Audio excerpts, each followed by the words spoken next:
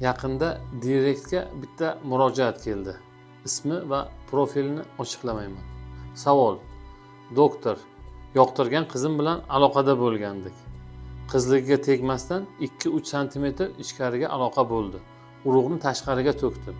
Oradan 20 kun o'tdi. Ko'nglim ayniyapti deyapti. Homilador bo'lgan bo'lishi mumkinmi? O'zi bunday 18+ mavzularda kontent olib chiqishni istamayman, lekin shifokor sifatida yoshlarni ogohlantirmoqchiman. Birinchidan, to'kiladigan urug'dan oldin chiqadigan suyuqlik tarkibida ham spermatozoid bo'lishi mumkin. Ikkinchidan, qizlik parda bu to'siq emas. Hattoki ayol kishini kirish qismiga to'kilgan sperma ichidagi spermatozoidlar urug' hujayrani topib olishi mumkin. Uchinchidan, yoshlarni to'ygacha bo'lgan bunday munosabatiga mutlaqo qarshiman. Javob oddiy: ha, siz ota bo'lishingiz mumkin. Fikrlaringizni kommentariyada yozib qoldiring.